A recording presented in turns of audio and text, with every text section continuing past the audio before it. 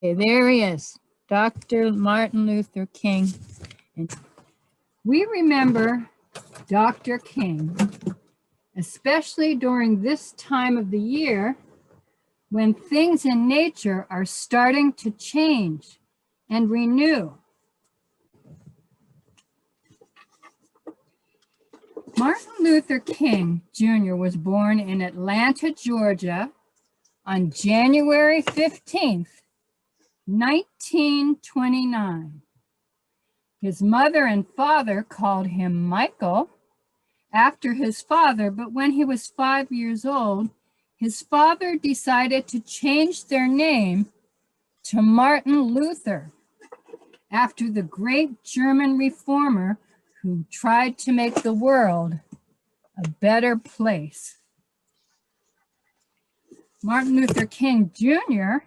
had an older sister and a younger brother, and every night at 6 p.m., their father gathered his family around the dinner table and led a lively discussion during the meal about God and the world they lived in. Daddy King thought it was important to talk to his children about serious things, even when they were very young. And Martin's mother also talked to the children about serious things. Because when Martin was 6 years old, his best friend, who was white, told him that he wasn't allowed to play with him anymore because Martin was black.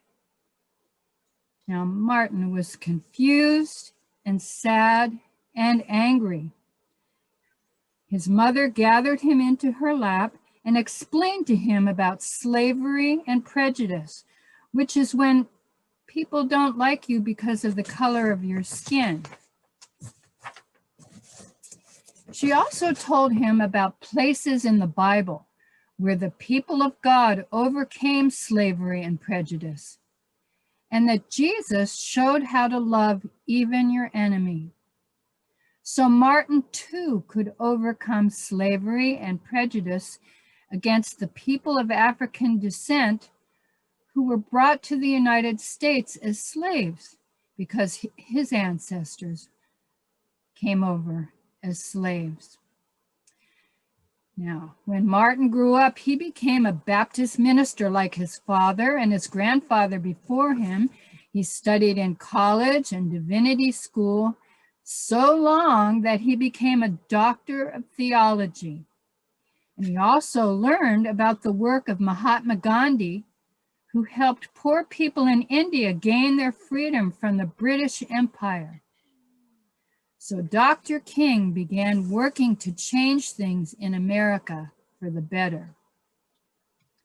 No one knew how change would come until one day in 1955 in Montgomery, Alabama, an African-American woman refused to give up her seat on the bus. Now, in those days in the South, buses were divided into 3 sections. The front part was reserved for white people, the middle part was for mixed, and the back was for blacks only. And Rosa was sitting in the middle section when the bus driver told her to get up and make room for some white people. But Rosa did not move. She was tired of giving in to unjust laws. She was arrested, and that made the black people of Montgomery, Alabama angry. So Martin Luther King Jr. helped the people of Montgomery to fight back peaceably. They just stopped taking the bus, and this way no one got hurt and the bus company would lose money. And that's what's called a boycott. So black people stopped using the bus for 381 days. That's more than a year. They would walk to work even for many miles, or sometimes they could share rides in their cars. And you know what happened? Finally, the city changed the law that forced black people to go to the back of the bus. And now, people whose skin was dark and whose ancestors were slaves could sit wherever they wanted to on a bus. So that was the first of many peaceful protests that Dr. King organized. And this changed America forever. You know, working for change is never easy. It takes great courage. Some white people were mean to Martin and his family because of what he was doing, and some even tried to blow up their house. Some people tried to use guns and knives and mean words to try to stop Martin Luther King. And some people, Black people, wanted to fight back. But Martin remained steadfast. He said, peaceful actions bring peaceful solutions. Even so, he was arrested and put in jail 29 times for trying to change things peacefully. He was protesting against unjust laws. In 1963, a huge crowd of people came to Washington, D.C. to march peacefully for jobs and freedom. And that's when he made his most famous speech. He said, "I have a dream. I have a dream that one day my 4 children will live in a nation that will not judge them by the color of their skin, but by the content of their character." This was the same year that Martin Luther King won the Nobel Peace Prize, and he was only 34 years old. And the next year,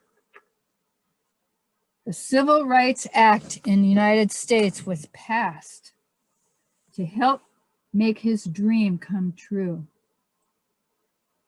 Now, Dr. King kept on working to make peaceful change until one day in 1968, he was killed.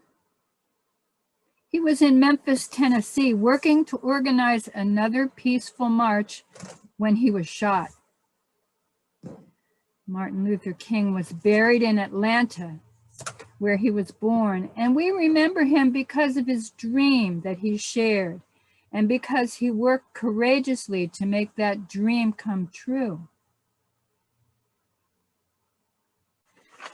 Now, I wonder, which part of that story is your favorite? Which part did you like the best? Well, really? My favorite part is the I Have a Dream speech. I have a dream speech. How about you, Nate?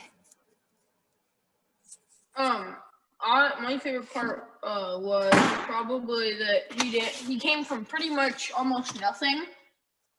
You know, he didn't come from much, but he made a difference. Made a difference. Oh, Lily, did you want to say something else? My other favorite part is instead of violence and breaking everything and vandalism and stuff, he did peaceful instead of bad stuff. Yeah, he suffered, but he overcame. How about you, Chris? Did you have a part that you liked the best? Ah, a new snake. I can't hear him because you're muted.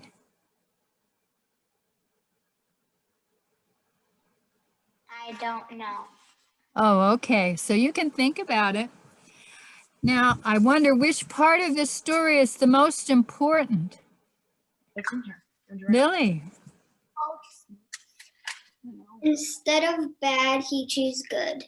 He chose good. Do you have a part that you think was more important than the other part?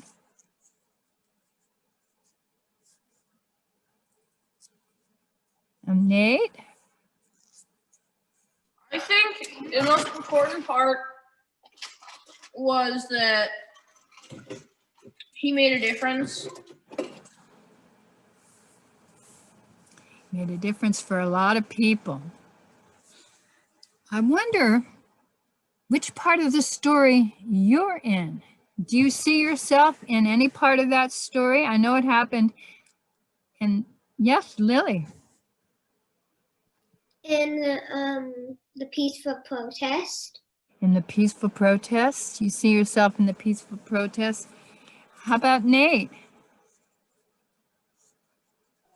I see myself probably Rosa Parks. How I would agree with her to be defiant and not let white people get the better of me.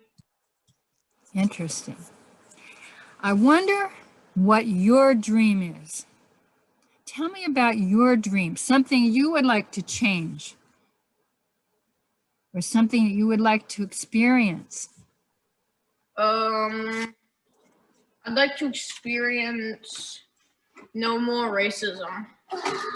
Racism. And Lily? I would like to experience this coronavirus over. Being over. I would like to share with you some songs that I learned. I was very much alive during Martin Luther King's time. And my dad even went to Washington, D.C. when he gave that speech. And there were so many people there.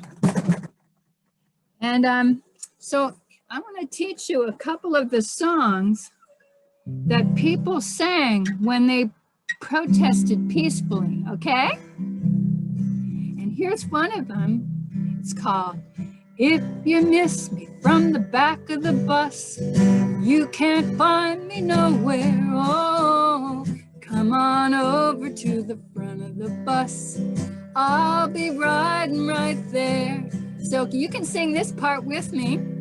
I'll be, and unmute so you can sing. I'll be riding right there. Oh, I'll be riding right there. Oh, come on over to the front of the bus. I'll be riding right there. That was after Rosa Parks stood up for herself and for all the African American people in her city and all over the U.S. Now, there was something else that Black people weren't allowed to do back then. They couldn't go into a swimming pool in the summertime. They had to go swim in the river. So here's another verse of that song. If you miss me from the Mississippi River, you can't find me nowhere. Oh, come on over to the swimming pool. I'll be swimming right there. I'll be swimming right there. Oh, I'll be swimming right there. Oh, come on over to the swimming pool.